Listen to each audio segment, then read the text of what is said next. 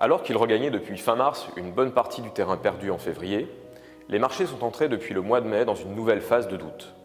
Ces derniers subissent le net durcissement des déclarations protectionnistes de Donald Trump et son attitude hostile face à ses alliés historiques, mais profitent par ailleurs de fondamentaux économiques et de résultats qui restent bien orientés. Le FMI a bien résumé la situation en évoquant une croissance solide, mais moins synchronisée que par le passé, tout en mettant en garde contre les effets négatifs d'une guerre commerciale sur l'économie et la stabilité des marchés financiers. Aux États-Unis, le PIB a rebondi au second trimestre de cette année de 4,1% en rythme annualisé, après une hausse de 2,2% au premier trimestre. En zone euro, la hausse de la croissance au second trimestre est en revanche plus faible qu'anticipée, avec une progression de 0,3% après 0,4% au premier trimestre.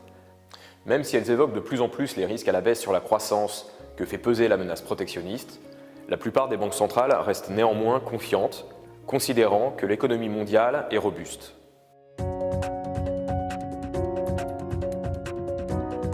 En premier lieu, Donald Trump essaye de stimuler les intentions de vote à l'approche des élections de mi-mandat, le 6 novembre prochain.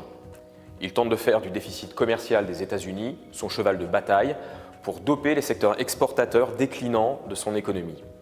En ce sens, il intensifie son offensive commerciale auprès de l'ensemble de ses partenaires commerciaux pour notamment rendre moins compétitifs les producteurs et concurrents étrangers en ciblant particulièrement la Chine. Ensuite, en zone euro, la situation politique inédite en Italie et les débats incessants entre les deux partis au pouvoir rappellent la fragilité de la coalition et le risque permanent d'élections anticipées. Les risques de blocage lors des prochains sommets européens restent importants avant les prochaines élections européennes.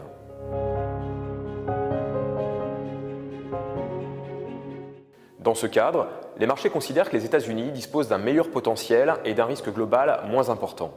En dépit de leur prix relativement élevé, les actions américaines sont en hausse de presque 7% en dollars depuis le début de l'année, tandis que le Nasdaq, composé des plus grosses sociétés technologiques américaines, gagne plus de 15%.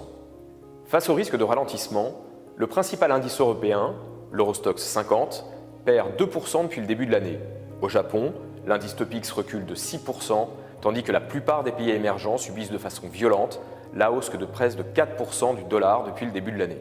En conséquence, même si l'environnement économique mondial reste porteur pour les marchés d'actions, l'apparition de plusieurs facteurs de risque plaide en faveur d'un surcroît de vigilance.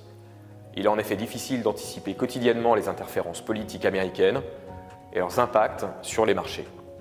On peut avancer sans trop de risques que cette tendance durera au moins jusqu'aux élections américaines de mi-mandat.